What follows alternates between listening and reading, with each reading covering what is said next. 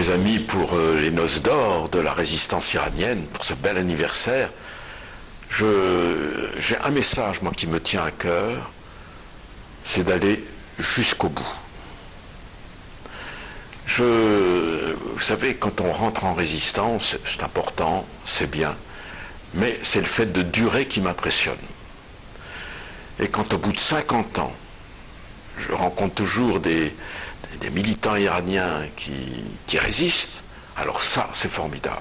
Et aller jusqu'au bout. Il y a un proverbe africain qui dit « Seul, on va plus vite, mais ensemble, on va plus loin ». Alors on a besoin d'être ensemble pour aller plus loin, jusqu'au bout.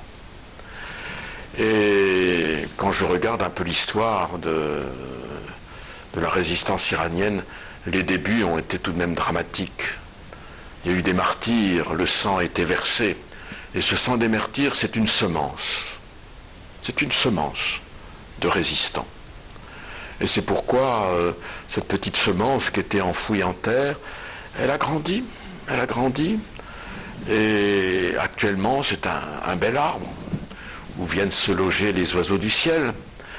Vous savez, quand il y a la grande réunion qui se fait à Villepinte, vous êtes des milliers, 50 000 et plus. C'est formidable. Je pense à ça, ce grand arbre. Vous voyez, ça a commencé tout petit et puis ça se développe. Et ça continuera. Et ça continuera parce que il y a des gens qui donnent leur vie. Ils ne sont pas là pour eux, ils sont là pour les autres, ils sont là pour la résistance. Ça, c'est un beau témoignage. Et puis vous avez quand même la chance d'avoir la présidente Myriam Radjavi qui se donne tout entière pour cette cause, voyez. Elle laisse sa santé, elle laisse tout pour que la cause avance, voyez. Et dès qu'on l'entend parler, dès qu'on la rencontre, qu'on parle avec elle, on sent qu'il y a un feu qui brûle en elle et que personne ne pourra éteindre ce feu. Et donc ça galvanise le mouvement, ça aide, vous voyez, d'avoir quelqu'un qui conduit un peu tous ceux qui lui sont confiés.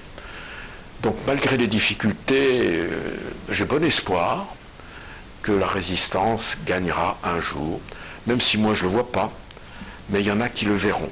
Il y en a qui le verront parce que quand je pense de tout ce qui s'est passé à Ashraf et au camp Liberty, ben écoutez, il nous donne une belle leçon de courage dans la souffrance, vous voyez.